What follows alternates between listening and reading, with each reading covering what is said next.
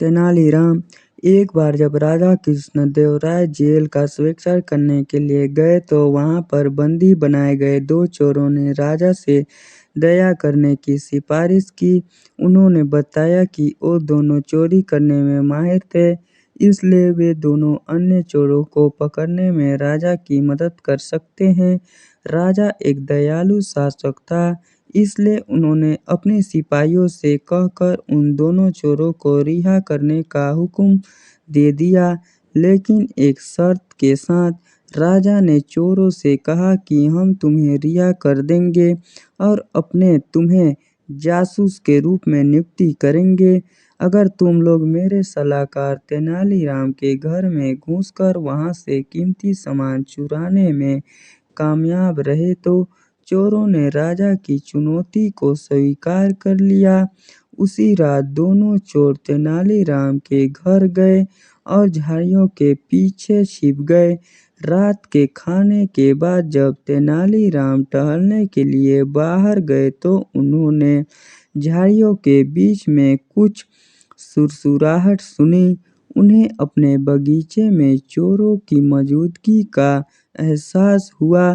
थोड़ी देर बाद वह अंदर गए और अपनी पत्नी को जोर से कहा कि उन्हें अपने कीमती सामान के बारे में सावधान रहना होगा, क्योंकि दो चोर भाग रहे थे। उन्होंने अपनी पत्नी को सभी सोने और चांदी के सिक्के और आभूषण को एक बक्से में रख देने को कहा। चोरों ने तेनाली और उसकी पत्नी के बीच की बातचीत को सुना। कुछ समय बाद तेनालीराम ने बक्से को अपने घर के पीछे मौजूद कुएं में ले जाकर फेंक दिया। चोरों ने यह सब देखा।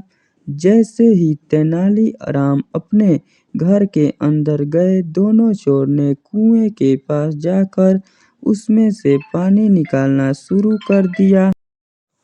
वे पूरी रात पानी खींचते रहे। लगभग भोर में वो उस बक्से को बाहर निकालने में कामयाब रहे, लेकिन उसमें मौजूद पत्थर देखकर चौंक गए। तभी तेनालीराम बाहर आए और उन चोरों से कहा कि हमें रात में अच्छी तरह से सोने के लिए और मेरे पौधों को पानी देने के लिए आपका बहुत बहुत धन्यवाद। दोनों चोर समझ गए कि तेनालीराम ने उन्हें बेवकूफ बनाया है। उन्होंने तेनालीराम से माफी मांगी और उन्होंने उन चोरों को जाने दिया। धन्यवाद। हमें